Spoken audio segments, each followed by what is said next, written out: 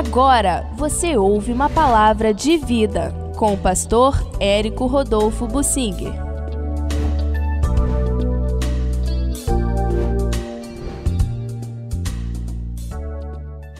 Consequências graves de um pequeno pedido aparentemente ingênuo.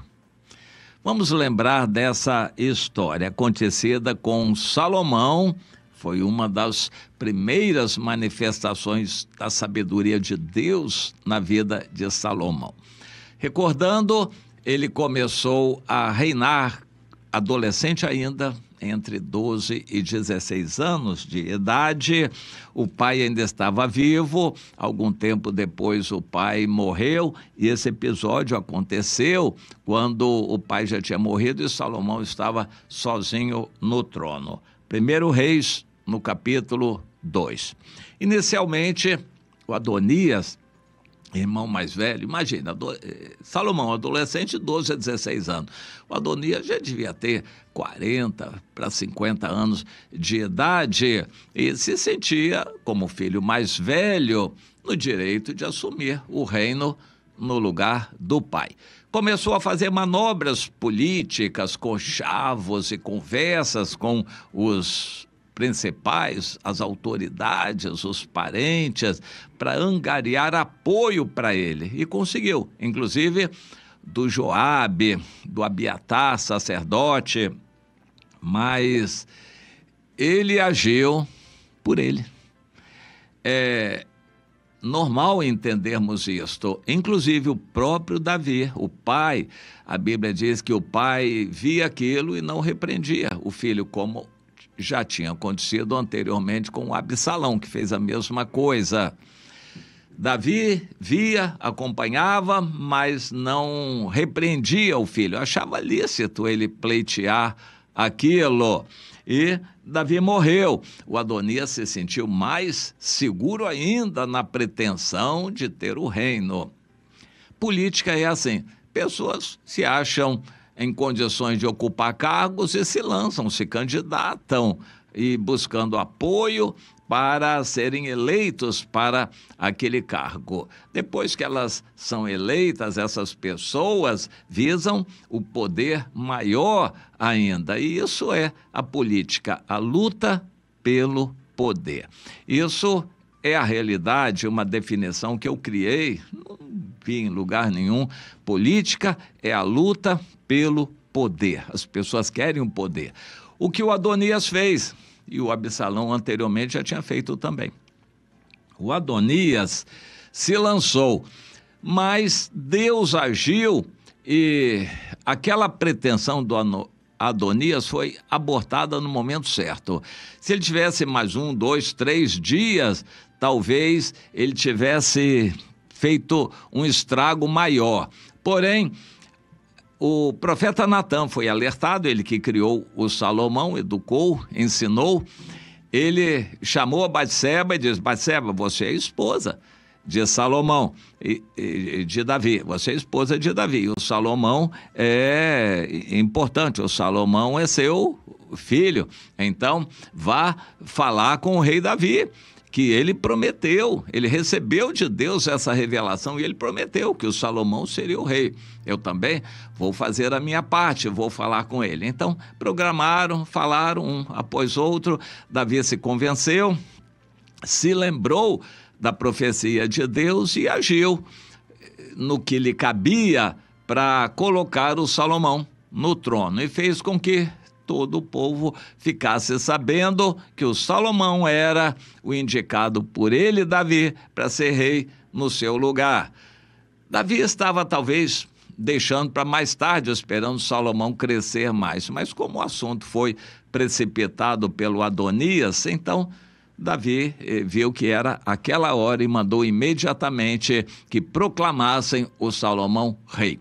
Aquilo foi na hora certa, porque abortou toda a conspiração que o Adonias estava fazendo para assumir o reino, antes ainda da morte de Davi. E o Salomão veio a reinar. Logo chega ele, sua mãe, e Ele disse, senta aqui, minha mãe, do meu lado, a cadeira aqui. A Batseba sentou perto do Salomão e disse, meu filho, eu vou te fazer um pedido, um pequeno pedido, ingênuo, até é algo humano. O seu irmão Adonias pediu para casar com Abisag, a sunamita. A Bíblia não tem detalhes sobre isso, se o Adonias já era casado e queria uma outra esposa, ou se ele tinha se preservado, digamos, até os 40, 50 anos sem casar, solteiro, naquela época, um filho de rei, eu acho muito difícil. Provavelmente ele já era casado, estava querendo também a Abisag, a sunamita. A Abisag devia ter por volta de 20 anos, muito jovem, bonita, uma morena muito bonita, e ela serviu a Davi.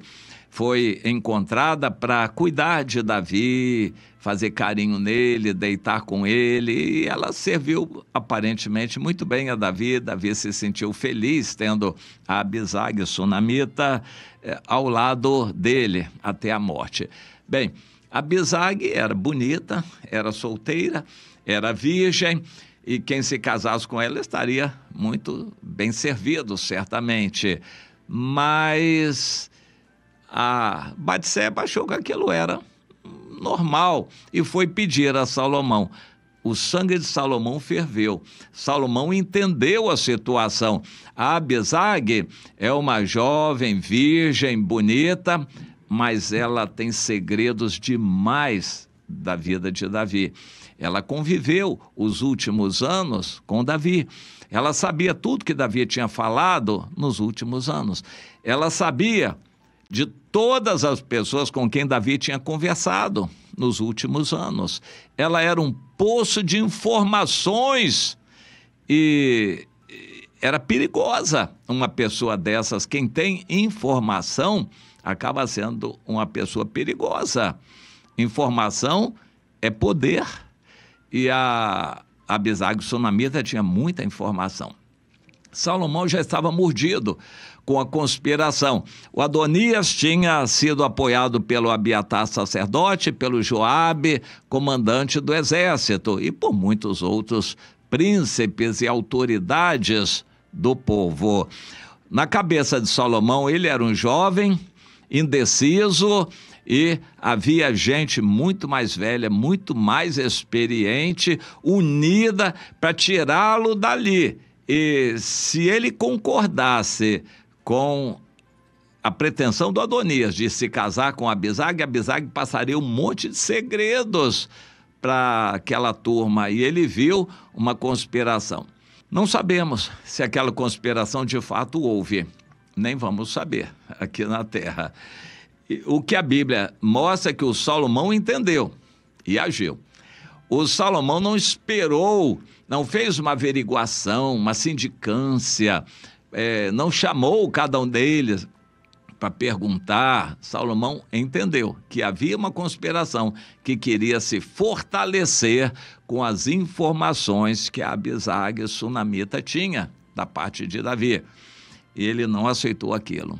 Ele disse, minha mãe, se fosse pedido para você, eu atenderia, mas esse pedido eu não posso atender. E Deus me faça o que lhe aprouver, se o Adonias, meu irmão mais velho, não pediu isso para a sua própria morte. Não vou tolerar isso. E chamou os secretários, os ajudantes de ordem, e mandou que eles matassem o Adonias. Eles foram e mataram o Adonias. Quando o Joabe soube daquilo, pensou, o próximo vou ser eu, e saiu correndo, mas não tinha para onde fugir, pegou das pontas do altar para se refugiar em Deus, despertando ali temor a Deus, mas não teve jeito. Salomão mandou matá-lo lá mesmo, no altar de Deus, e foi lá que o mataram. O Abiatar ficou com medo também, eu também vou.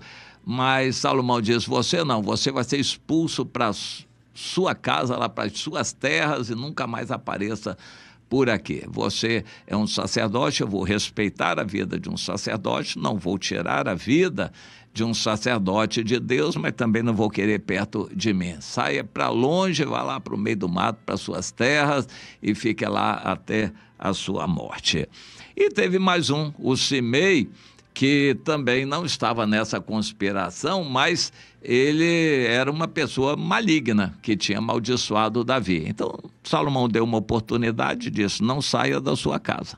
É uma prisão domiciliar. E o Simei ficou ali uns 3 anos, mas depois ele saiu, e quando saiu, Salomão disse: olha, eu vou cumprir o que eu disse.